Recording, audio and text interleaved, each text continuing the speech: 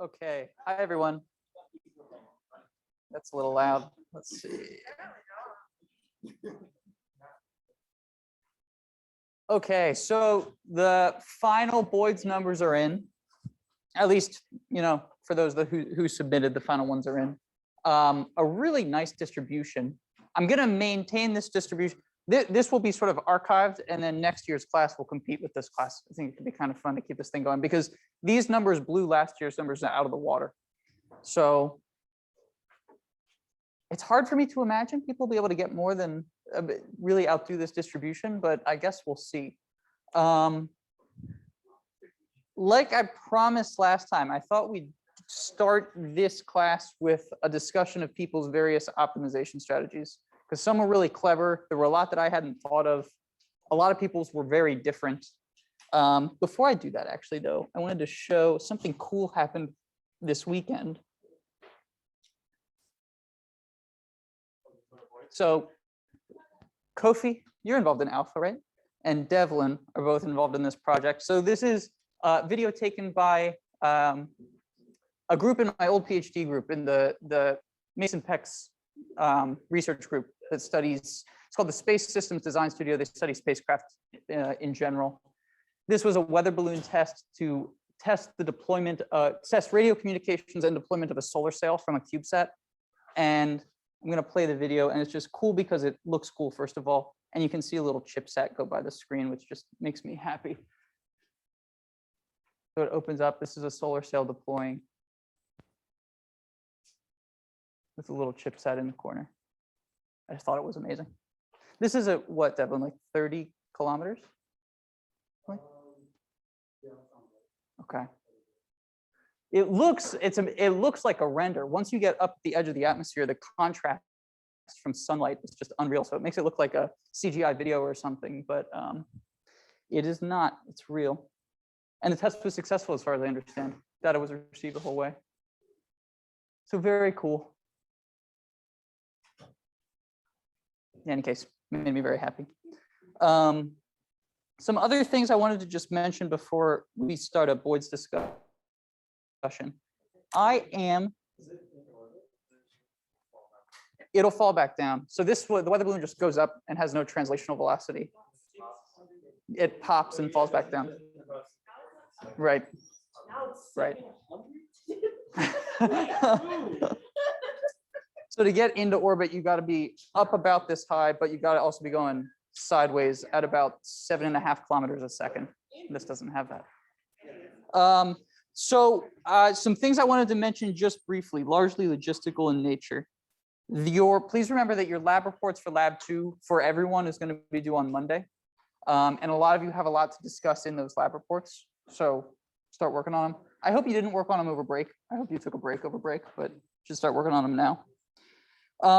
Also, I have for the lab people this evening, there is lab today, incidentally. And for the lab people this evening, I may be just a little bit late to lab. I'll make sure a TA is there to open it in time. I just have to run an errand, and I'm not sure if it'll run late or not, but I'll be there. I might just be a little bit late. Any questions from anyone? Okay, so I thought we could start by talking through people's Boids strategies. Now that the competition is over and nobody has any secrets anymore, I thought we could discuss this. So it's not clear exactly how best to talk through this. So I thought maybe I'd just bring up the pseudocode and people could direct me to the places that they optimized and talk through various optimizations. So does anyone want to volunteer to start? Yeah.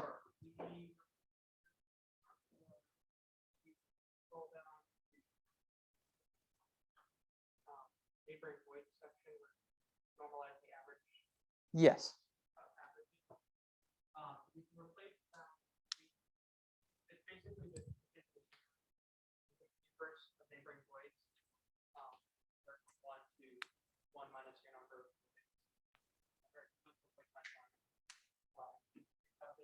And then do a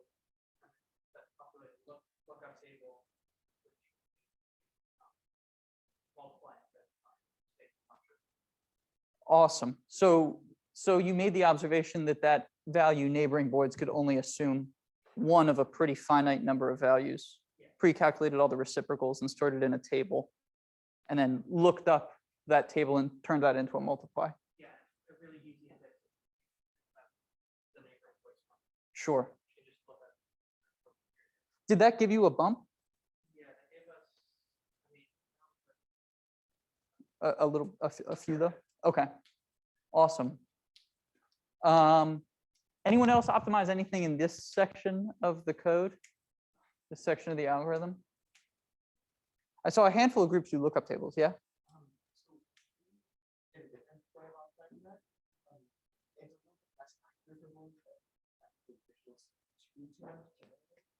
where we basically round Boids in their power of 2. So then we could just, instead of dividing, we could just the exposition average,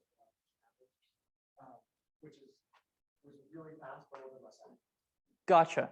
That's very clever. So you found the nearest power of 2. You found the power of 2 that was nearest to your value of neighboring Boids and did a shift instead of a divide. Basically, we just shifted them until it was. Okay. And that looked right? Approximately, yeah. Okay. Some exceptions when the values were all the way higher. Okay. But generally for most of the settings. So with default parameters, it looked like Boids. Okay. Okay. Awesome.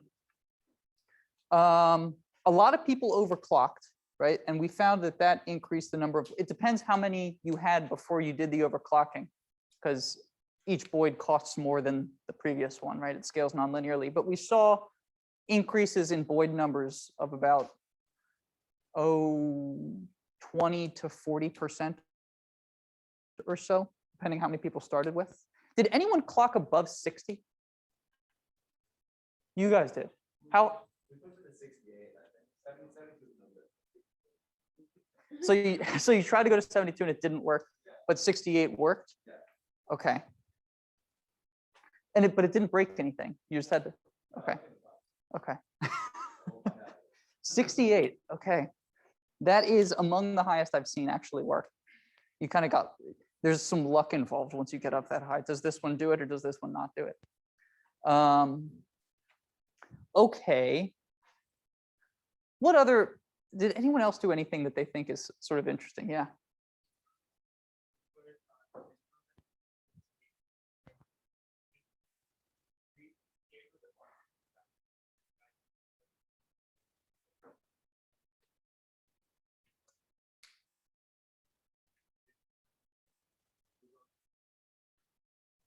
Gotcha. So you made the observation that in the case that you're going slower than the minimum speed, you just want to bump up your speed into the appropriate range. And if that's not exactly to the minimum, that's okay. Yeah, yeah. So for example, instead of doing this, multiplying Boid Vx and Boid Vy by like 1.5, but doing so with shifts and adds. Okay. We set our predator to basically be another Boid, but we like hard code within the centering factor to be like really high in the protected range from 0. So basically it looked like it was chasing around other Boids. And then we like completely turned off the rest of the algorithm, except for like the boundaries. So they still have those like boundaries. And it still somehow looked a little bit like, but it wasn't like, it was like distinguishable, but like we were close. Sure. And we got 600, like what yeah, this was a cheat sheet, but I do agree that it looked somewhat passable, where they made the observation that if they implemented the predator in a certain way, they could essentially have all the Boids not follow any of the conventional rules, and just by avoiding the predator, the flocking behavior kind of happened anyway. That was a good observation. You guys were also the only group I saw that implemented rules for the predator that were beyond those specified, where the predator actually tried to chase the nearest Boid, I believe. That's because we were looking at Okay. Gotcha.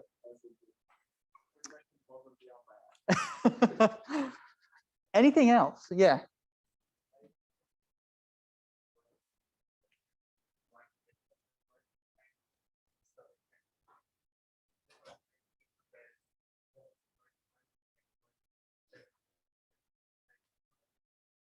Yes. This was a good one that I saw a number of groups make. It's a cheat, like this one's a real cheat, but you make the observation that for each frame update, you can get away with each Boid only looking at a subset of the other Boids and then changing the subset that it looks at from frame to frame. And this means that the animation can still run at 30 frames per second. So the animation still looks smooth, which maintains a good illusion. But the Boids are just responding to other Boids at slightly slower than 30 frames per second. The Boid may be responding to a particular other Boid at 15 frames a second in the case that it's looking at every other one, or slower than that in the case that it's looking at fewer. I saw almost everyone do this with at least half the Boids in one frame, half the Boids in the next frame. Some groups push this pretty far. You guys push this really far, right? So what subset of the Boids did each Boid look at in a particular frame?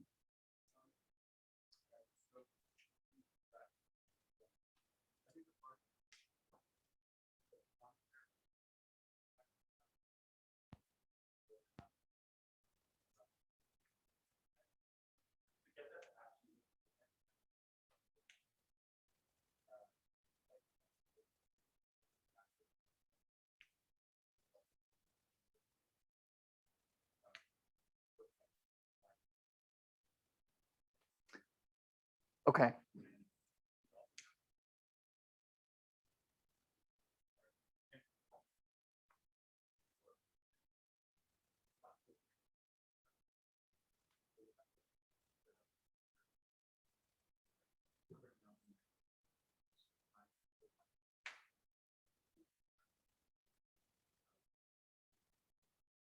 Yeah, this was fascinating and empirically discovered. Oh my God, which was if you have Boids skip large amounts of other Boids, you want to avoid the situation where there are certain pairs of Boids that never see each other, which if you're not careful, you can end up in that situation depending how many Boids you have and how many it skips each time.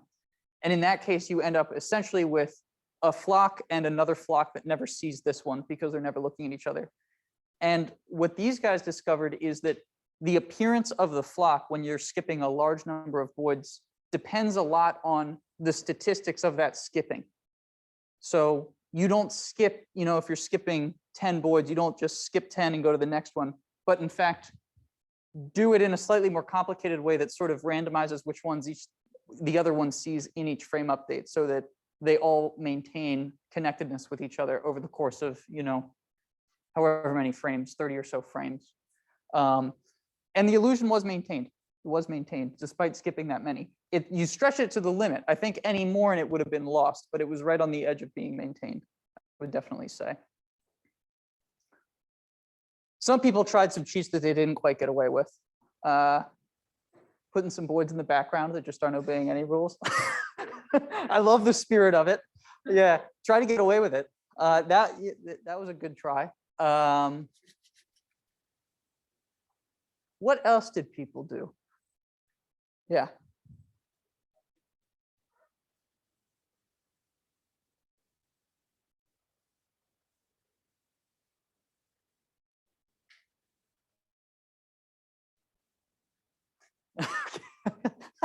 Okay.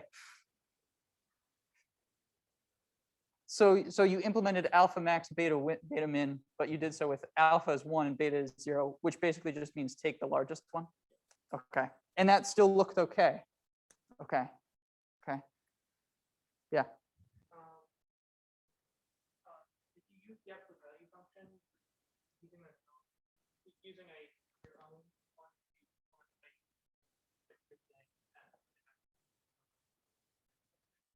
Yeah.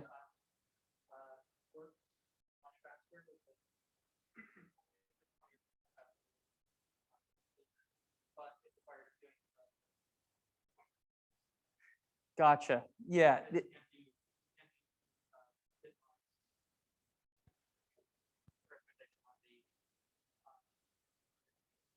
Yeah. So these folks went through, remember that Stanford bit twiddling hacks website I pointed people to? Maybe, maybe not. If you Google Stanford bit twiddling hacks, you'll find this web page that gives you a whole bunch of tricks for doing various operations using bit twiddling, to say bitwise operations as opposed to calling arithmetic functions. The absolute value being one that was on there, and when you implemented it, it was way faster than the built-in absolute value. Yeah.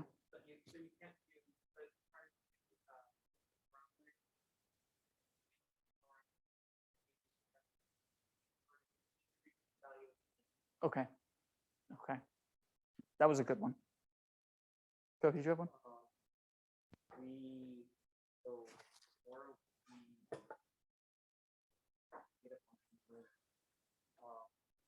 Finding absolute value. Uh-huh. But we tried combining the function so that it's kind of like Yeah.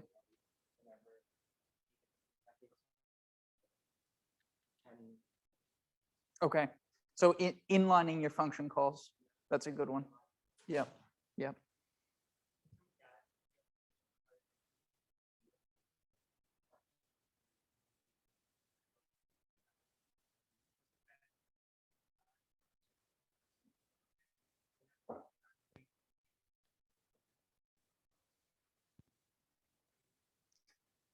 So you made a local Boid object that you populated at the beginning of each loop, so that through the loop you were only manipulating the local object, which reduced the amount of time going into global memory. Did that give you an appreciable increase? Okay. Okay. Inlining is you can designate a function as inline. You essentially just write inline before the function call. And it does something quite similar to a macro, where it takes the instantiation of that function, where the function name appears, it places it in line so that you're avoiding the overhead of context switching into a function elsewhere. Yeah. We were able to reduce the complexity of the inner loop, outer loop, taking that from n squared to by attaching the neighbor property to each Boid instead of making it. This was a good one too. So am I understanding properly that you added, in addition to having the Boid state include position and velocity, you added things like neighboring Boids, that other stuff, so that it could be updated when Boid 1 looked at Boid 10 was also being updated by Boid 1. Okay, that's a good one. Yeah.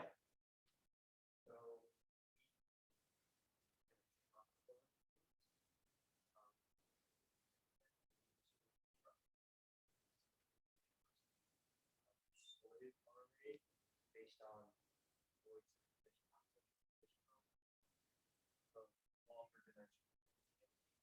Okay.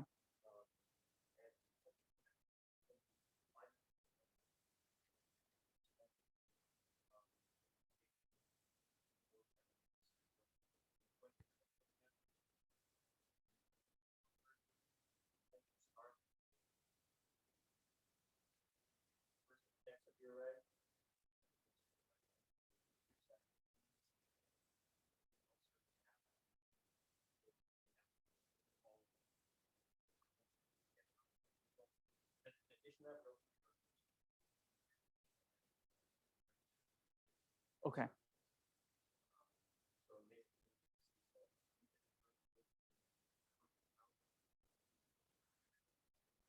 So you traded the cost of having every Boid look at every other Boid for the cost of sorting at the beginning of each frame? Yeah. Okay. We're sort of worried about that, but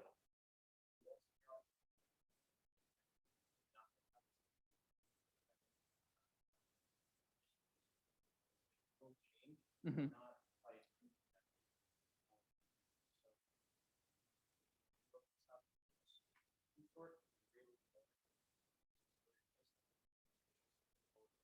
Okay.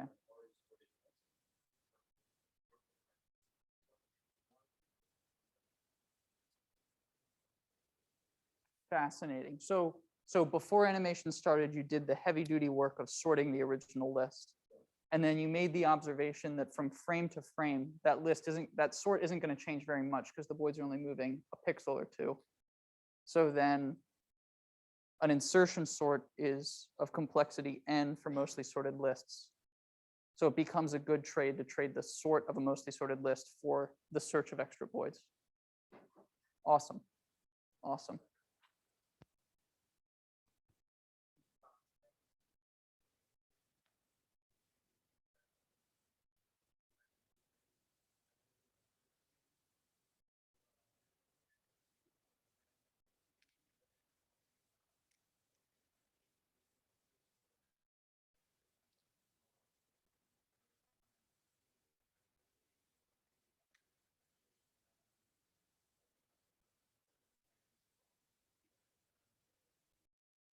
Fast. So when you detected the Boids clustering up,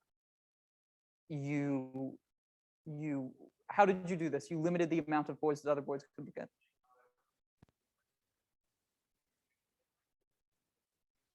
Yeah.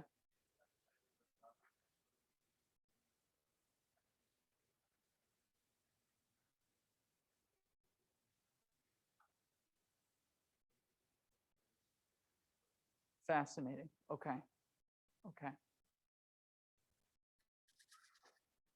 Yeah.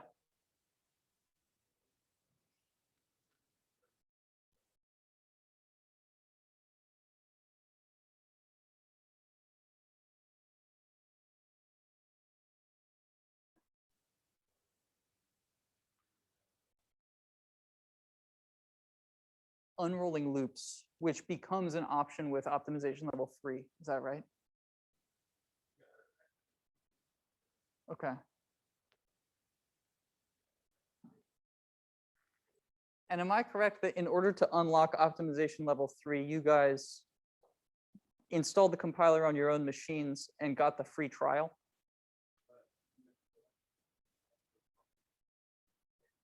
Okay. Yeah.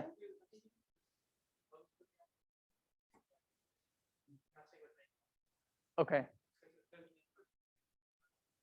Did anyone do any makefile messing? Did anyone find the makefiles and change optimization in there?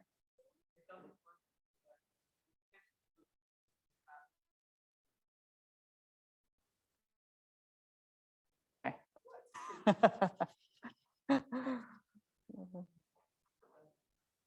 Anything else? Anything I'm forgetting? Let me think. Did anyone change from a Cume to something else? Okay. Because you could, let's see. Go ahead. You tried? Okay.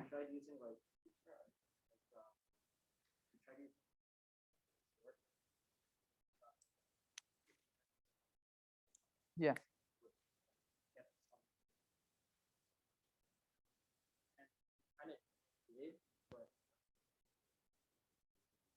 Gotcha. Okay.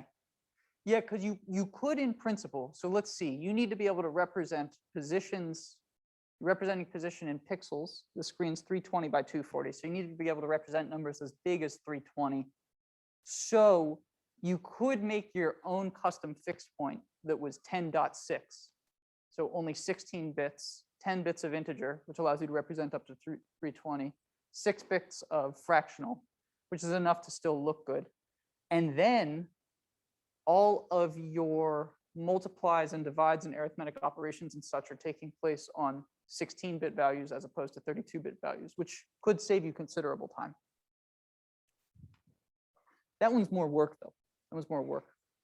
Yeah.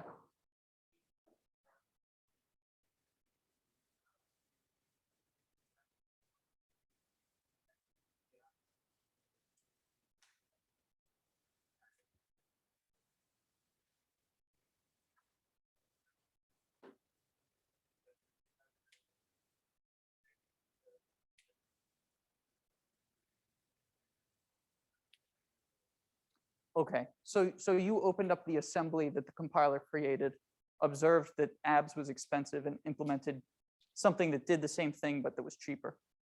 Right?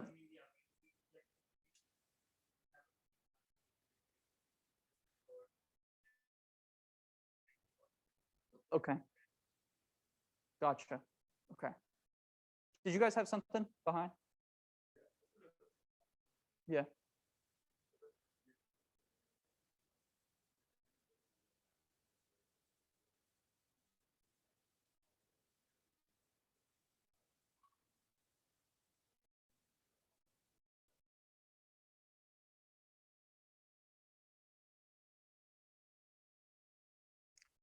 Sure. Okay.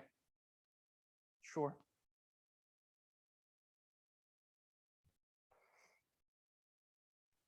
Anything else? People got so deep in this. It was so awesome. Okay. If anything else comes to mind, let me know. This was the cleverness that people were exhibiting through this lab was really amazing. Okay. Any final Boids items before we move on to the 700? The Boys. 700. Yeah, round of applause for 700.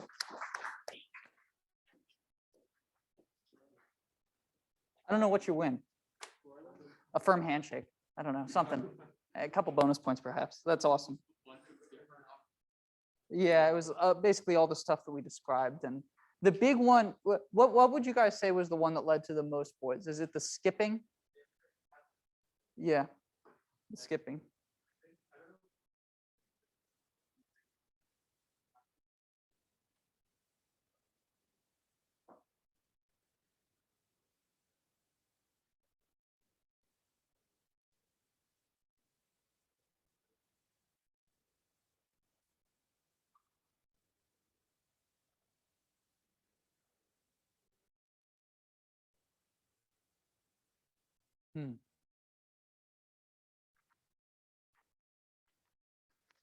Awesome. Kube? Were there different graphs for editors and This, I don't have that information represented on this graph.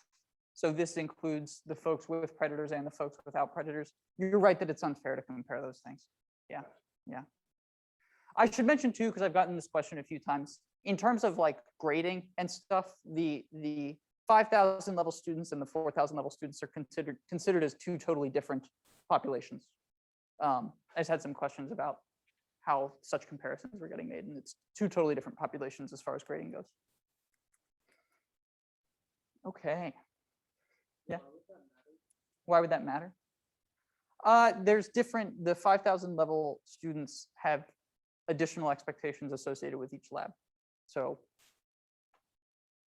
for that, they're just considered differently. It's a slightly different assignment. The same in a lot of ways, and then different in some ways that make it slightly more involved.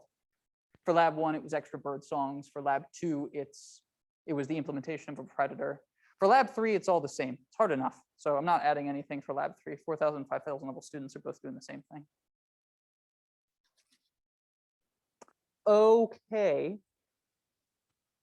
So should we talk about PID control a little bit?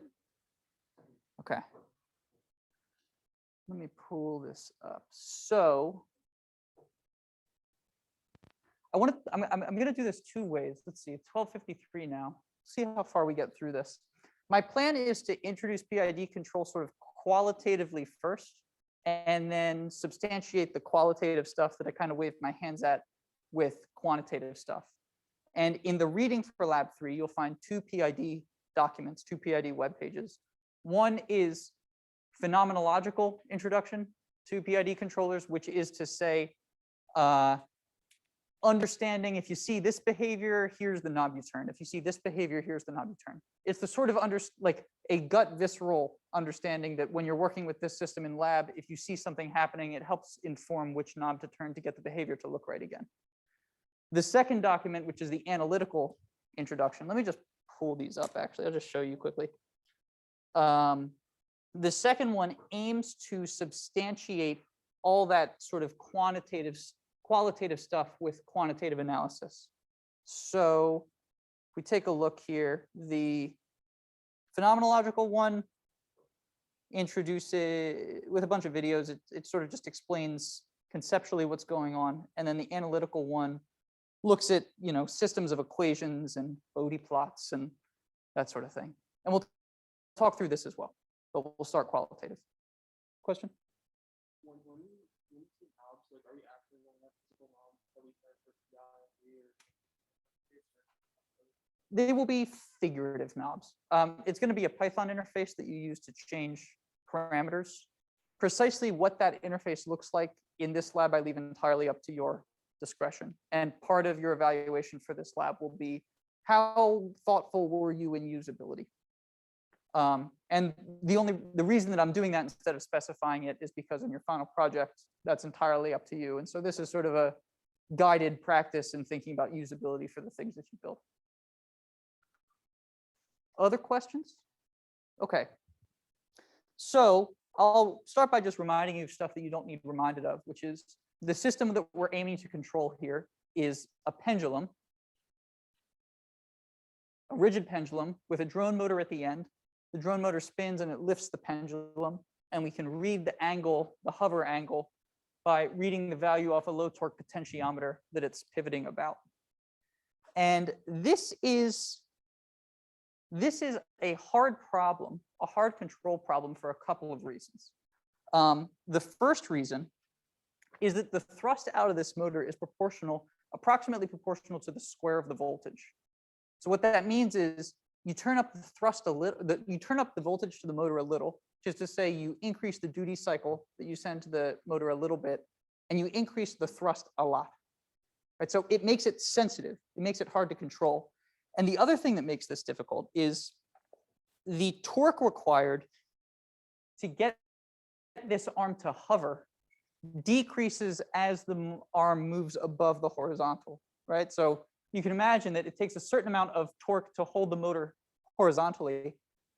It takes zero torque to hold it vertically, right? So the amount of torque required to keep it at a constant angle is changing, and it's actually decreasing as the motor is increasing as the arm increases its angle, which means your sensitivity is increasing as the motor raises. You have to control it faster and more accurately. So in the lab write-up, I don't ask for you to control the motor beyond plus 30 degrees. It'll be interesting to see how high you can control it, by the way. But I don't ask for you to control it outside of about 30 degrees because it gets difficult. It gets hard up here. But that's why controlling this thing is hard. You might consider, okay, so I want to start by introducing sort of closed loop versus open loop stuff that you already know, but in the interest of telling a complete story. So one thing that you might consider doing for meeting the requirements of this lab, an approach that you might consider taking is you could, in principle, you could map each duty cycle out of the PWM signal to a hover angle. You could say, if my duty cycle to the motor is 0, it's hanging straight down. If it's 50%, it's at this angle. If it's 100%, it's at this angle. If it's 100%, it's over the end and hitting the table. But in any case, you could map specific duty cycles to hover angles, right? And implement something like a lookup table. And then when the user says hover at this angle, you could go look up the PWM duty cycle associated with that hover angle, send it to the motor blindly, and the motor would move. And it would go to whatever angle you commanded. What is the potential problem with this? Right? There are a few potential problems with this. It makes the accuracy of your system really sensitive to the conditions under which it was calibrated and the conditions under which it's being operated, right? So suppose you got this thing really calibrated here in the lab, and then you took the whole setup to Colorado and tried to do the same thing. You would find steady state offsets, right? Because the atmospheric density is lower, the thrust you're getting out of the motor is different, right? And you wouldn't be hitting your target angles. And even in the same lab, you know, these motors aren't very expensive. Their properties will change as you run them. They're going to degrade a little bit. So if you run this thing for some period of time, you will find that you start losing accuracy with open loop control of this system. Or if you just bump it, right? If you bump it and change the angle of the motor slightly, you're going to be off all of a sudden. So is that pretty much the system that you'd be able to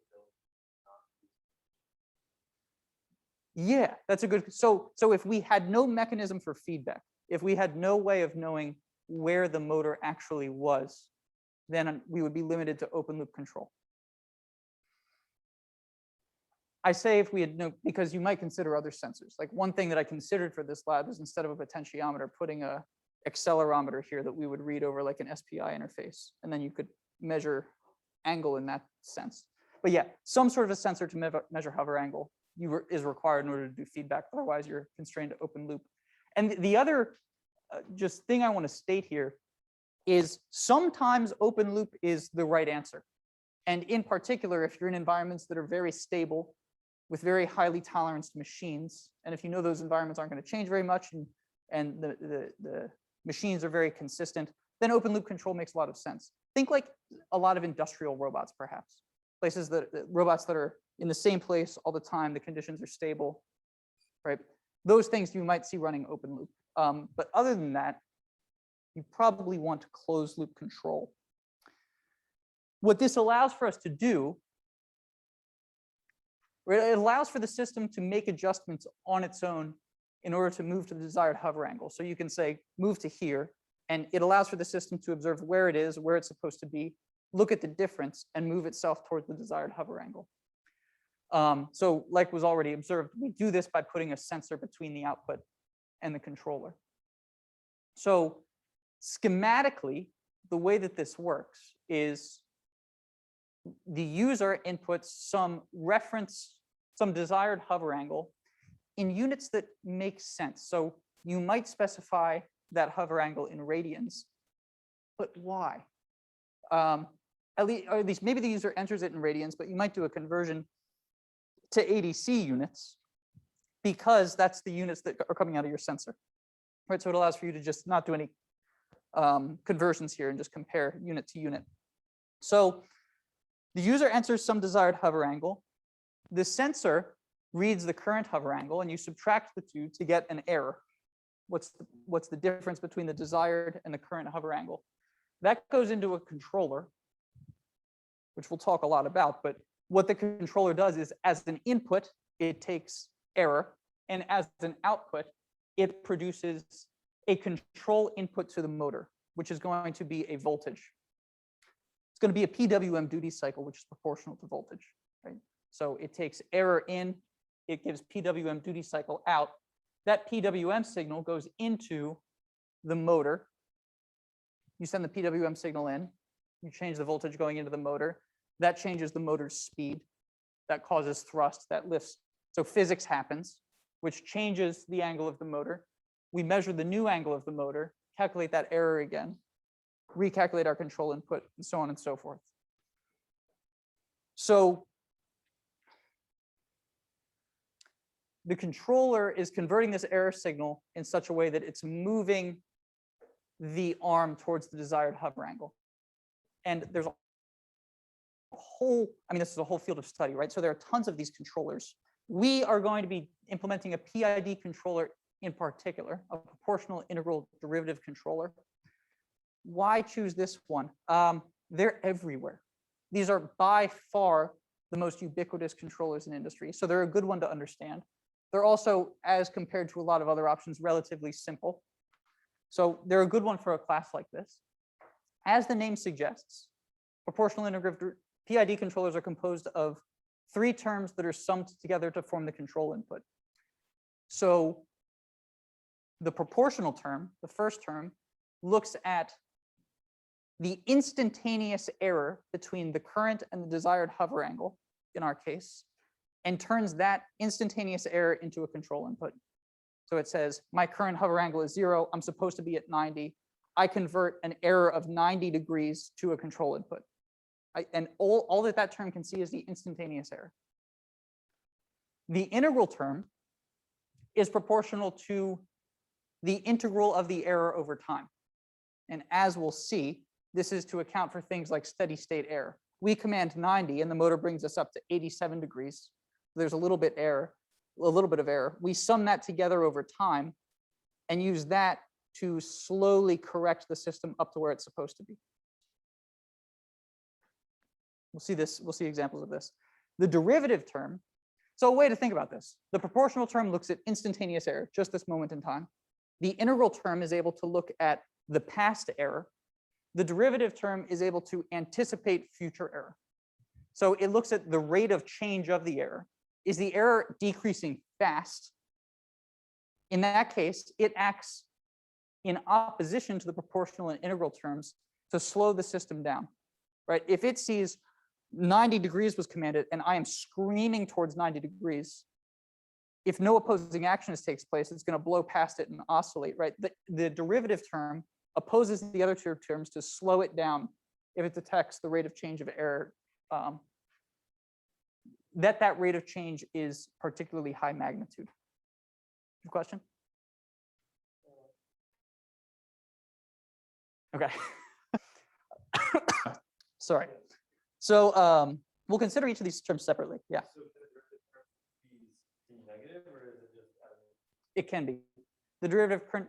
So suppose that you are approaching the desired hover angle quickly, then the error is getting smaller quickly, which means the derivative is large and negative.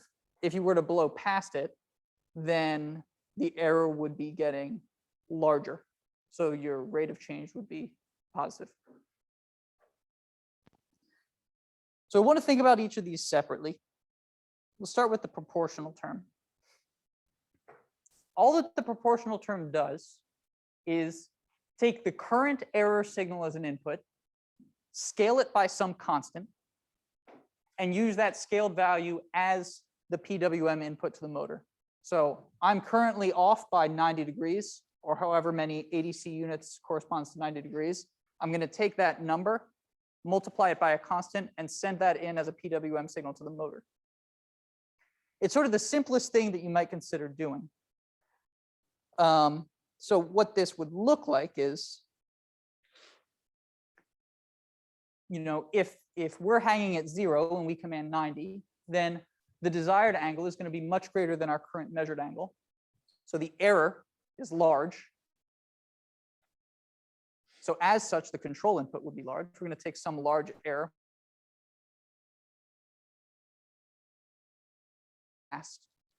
As the motor approaches the desired hover angle, the error is decreasing, right? So the commanded input to the motor will also be decreasing, so that the motor slows down as it approaches the desired angle. This can lead to two problems. People have intuition for what these problems are. Suppose that you only tried to control this system with proportional control. Yeah. Oscillation is one. So suppose that you turned that gain up quite high. Then you start the controller, you say go to 90 degrees. The gain's on quite high, which means it sees that big error, turns the motor on full speed. The motor starts approaching the desired hover angle. The gain's high, so it stays on full speed until the error is quite low. Right as it's approaching the desired angle, it goes, oh my God, we're really close, the motor. But at this point, you have so much inertia built up that it blows past it, and then the same thing happens in reverse. And you end up with continuous oscillations back and forth. If you wanted to prevent that, something that you might consider doing is turning down the gain. That leads to another problem, which is, let's say our gain's quite low, right? So we say go to 90 degrees. It sees this big error, turns it into a modest motor speed. The motor turns on and starts to pull the arm up. The error is decreasing, so the motor speed is decreasing. At some point, the torque from the lift of the motor matches the torque from gravity, and it stops. And you end up with steady state error. Turns out with just proportional control for a system like this, you can't get away from steady state error. You say, okay, I'm going to turn up the gain, and that'll decrease your steady state error, but it won't take it away. And if you turn the gain up too high, like we already talked about, you get oscillations. A way to think about the inescapability of steady state error with only proportional control is, suppose that you were holding the motor at the desired hover angle when you started the system, which means the instantaneous error is 0. And you say, go to that angle. The motor's not going to spin, right? Because there's no error. And let go, it'll drop and the motor will start spinning and it'll start coming back up. But because the commanded input decreases as you approach the desired angle, you'll never actually reach the angle, because if you did, the motor would stop. I have some videos of this. So here's an example of steady state. In this example, I turned this is only proportional control, and the gain on the proportional control is quite low. I'm commanding it to 90 degrees. And it just kind of weakly and sadly goes to like 30, right? With a huge steady state error. So we try increasing the gain, and then this happens, which is the other problem, right? The motor's staying on quite fast until it gets really close to the desired angle and just blows past it and then does the same thing in reverse. So, okay, we need more in our controller. Suppose we wanted to get rid of that steady state error. Something that we might consider doing is adding an integral term to our controller that's able to add up the accumulated error over time. So it's not just looking at the instantaneous error like the proportional term is doing. It's looking at the sum of the error over time. And as that sums up, it's getting bigger and bigger and bigger. You scale that summation and you add that to the control input to the motor. So in the case of the SAD 30-degree angle, it looks at this error and sums it up over time and adds more and more speed to the motor until it gets up to the desired angle. So to draw a comparison to the plot that we were looking at above, while the proportional controller was looking at the instantaneous error over time, like here at the beginning, it's large and positive, and then it overshoots and it's small and negative and so on.